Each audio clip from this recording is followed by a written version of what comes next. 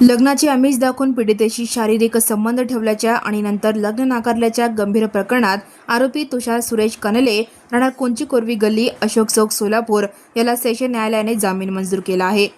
आरोपीच्या वतीने advocate DN Bhadange, advocate NN Bhadange, advocate Ravi Hegde, advocate Zeba Sayyed आणि वसीम शेख यांनी काम पाहिले। लग्नाची आमिष दाखवून दुष्कर्म केल्याच्या प्रकरणातून एकाची जामिनावर मुक्तता।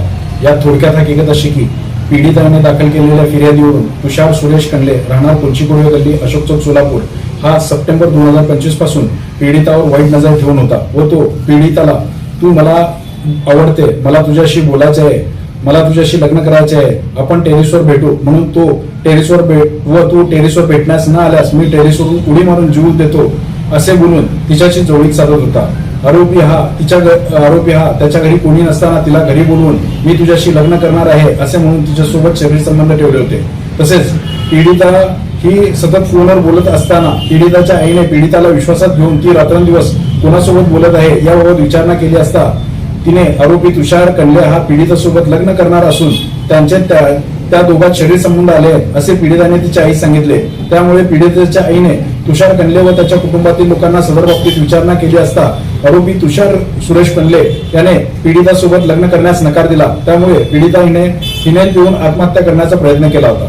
तसेच आरोपी तुषार कनले याने वेळोवेळी पीडिता व तिच्या आईकडून फोन पेने रोखीने रकमा स्वीकारल्या होत्या। त्यामुळे पीडिताने दिनांक 2/3/2026 रोजी जेलरोड पोलीस स्टेशन येथे गुन्हा रजिस्टर नंबर 180/2026 अन्वये BNS चे कलम 69 व कलम 318(2) प्रमाणे गुन्हा दाखल केला होता।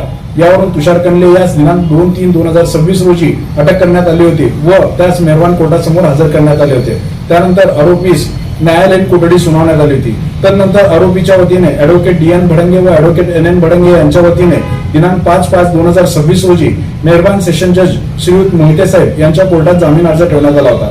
सदर जामीन अर्जात सरकारी पक्षाकडून तीव्र विरोध दर्शवण्यात येऊन नामदार सुप्रीम कोर्ट यांचा निवाडा सादर करण्यात आला होता। तसेच पीडिताने सुद्धा तीव्र विरोध दर्शवला होता, परंतु सदर आरोपीने कोणत्याही प्रकारचा गुन्हा केलेला नसून सदर गुन्ह्याचा संपूर्ण तपास झालेला आहे अशा प्रकारचा युक्तिवाद करून नामदार सुप्रीम कोर्टाचे 5 निवाडे आरोपीच्या वतीने सादर करण्यात आले होते।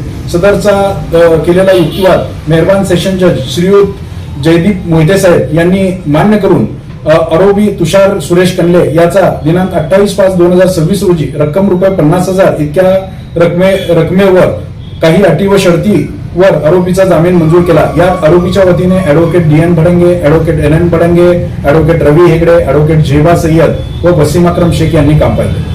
Now and press the bell icon. Never miss a